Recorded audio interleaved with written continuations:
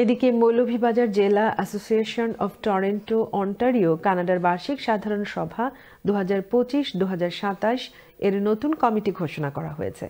কানাডার টরন্টো থেকে বিস্তারিত জানাচ্ছেন সৈয়দ মাহবুব। মৌলভীবাজার জেলা অ্যাসোসিয়েশন অব টরন্টো অন্টারিও কানাডার বার্ষিক সাধারণ সভা অনুষ্ঠিত হয় ডেনফোর্থের বাংলাদেশ সেন্টারে।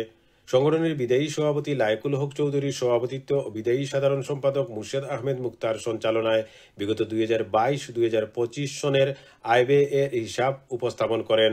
উক্ত সভায় উপস্থিত ছিলেন কার্যকরী পরিষদ ও প্রবাসী মৌলভীবাজারবাসী।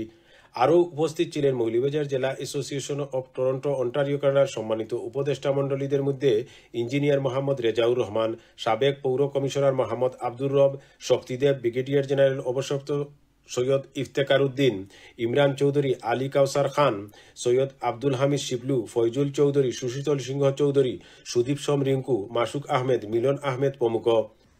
আমরা এক পরিবার হিসাবে সবাই সবাইকে যেভাবে শ্রদ্ধা করে, সবাই সবাইয়ের কথা শুনে এবং সবাই সবার সাথে যে সম্পর্ক রেখে চলতেছে সেটা আমি কোথাও দেখিনি। আমরা থাকবো না, কিন্তু আমাদের প্রজন্মরা থাকবে এখানে। যদি একাধিক ক্যান্ডিডেট হয় সেখানেও আমরা বিগত সময় আমরা একাধিক ক্যান্ডিডেট ছিল, সবাই সুন্দরভাবে মেনে নিয়েছে। একজনকে সভাপতি করা হয়েছে, একজনকে সেক্রেটারি করা হয়েছে, বাকি জনকে ভাইস প্রেসিডেন্ট দেওয়া হয়েছে। বাকি অনুষ্ঠানের দ্বিতীয় পর্বে 2025 এবং 2027 সনের নতুন কমিটি গঠনের লক্ষ্যে উপদেষ্টা মণ্ডলীদের ভোটের মাধ্যমে সভাপতি সৈয়দ মাহবুব ও সাধারণ সম্পাদক রুহুল কুদ্দুস চৌধুরীকে নির্বাচিত করা হয়। অতঃপর আরেকটি সভায় বিদায়ী কার্যকরী পরিষদ ও উপদেষ্টা মণ্ডলীদের উপস্থিতিতে দায়িত্ব হস্তান্তর করা হয়। কানাডা থেকে সৈয়দ মাহবুব, চ্যানেলস নিউজ।